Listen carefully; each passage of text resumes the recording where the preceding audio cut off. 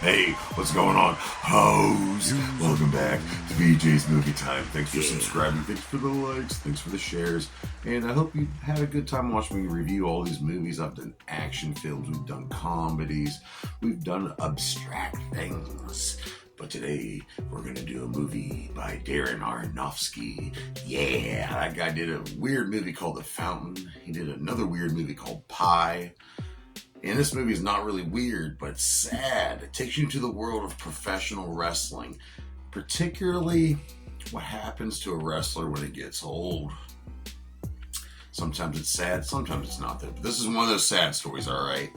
The world of drugs, addiction, family neglect, and just overall just self-loathing. And the only time a wrestler might feel loved is backstage with the boys and out there in front of that roaring crowd. And this movie pretty much explores that, following a guy named Randy the Ram Robinson, who was a really big-time wrestler back in the 80s, played by Mickey Rourke, who would win a lot of Best Actor awards just for this role. His acting was just freaking amazing. And yeah, I really enjoyed it. It came out in 2008. I mentioned it was directed by Darren Aronofsky and is written by Robert Segal. And the budget for this movie is only $6 million, but it grossed $44.7 million in the box office, which is a pretty successful film. The cinematographer for this was Maurice Alberti, and they filmed some of this in Philadelphia and New Jersey, some different locations here and there. And but the actors in this movie, let's go over it. We have Ernest the Cat Miller, who was a WCW wrestler and a big-time martial artist in the late 90s and early 2000s. He was also part of WWE, but he plays a guy named Bob, but his wrestling name is the Ayatollah. Then we have Rachel Evan Wood playing Stephanie, who is the daughter of Randy the Ram.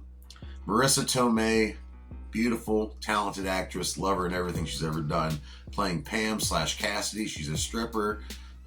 When she's at home raising her son, her name's Pam.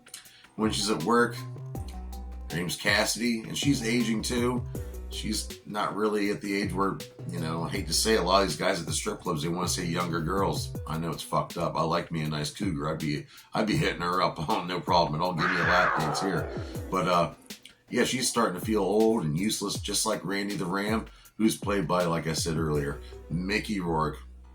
This is a wonderful movie. Darren Aronofsky, he's done so many different kinds of films, and it's really cool that he paid tribute to the world of professional wrestling, which started off in the late 1800s in the circus, would build its way up, and then in the 70s and the 80s, it would just get really, really popular in America. Of course, that big spiking boom with the rock and wrestling and professional wrestling, yeah, it's scripted, it's sports entertainment. But these guys, they go out there, they have to be in good shape. They put their bodies on the line just to perform and act, just to entertain you people. It's one of the oldest forms of entertainment in the world, to be honest with you. But yeah, these bright, colorful characters, this movie really shows you that behind the scenes, they're just guys trying to make money for their families.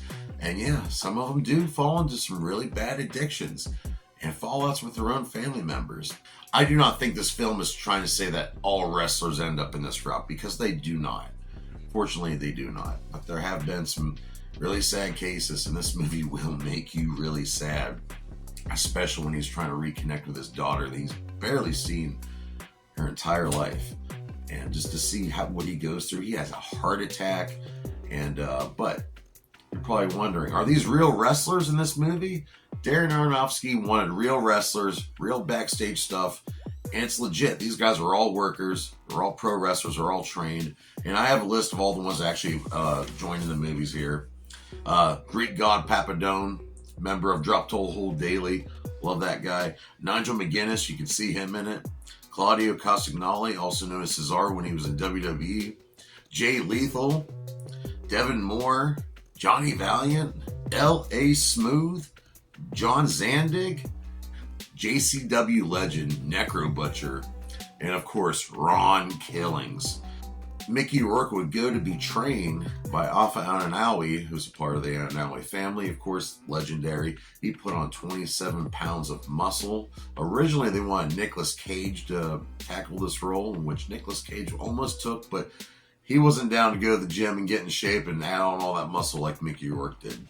And Mickey Rourke is a former boxer, so he did transition well into learning how to become a pro wrestler for this role. Ring of Honor and CZW were a part of help making this movie come to life. God bless him for that. One of the scenes I really enjoy is when he shows you how they do the blading. People, they use fake blood, they use blood capsules. No, pro wrestlers actually cut themselves. It's not much of a cut, but sometimes a little bit can draw a lot of blood. And he shows you how he hides the little razor blade and how the crowd's distracted by the other wrestler doing something so he can cut himself so no one notices. It's freaking awesome. And I would advise you to go out and look this up. I don't think it's streaming anywhere, but I have the DVD, original DVD. This is back when DVDs were kind of a thing. But yeah, it's a great movie. It's a great watch. But what do I rate The Wrestler from 2008? I'm going to have to go ahead and rate this a good 4 out of 5 dog dicks. And if you don't like that, you can suck a fat one. But join me here next week for more PJ's Movie Time, because we're going to do a horror movie for the last week of March. And then next month is going to be all stoner movies. So until then, keep it sick and wicked. Whoop, whoop.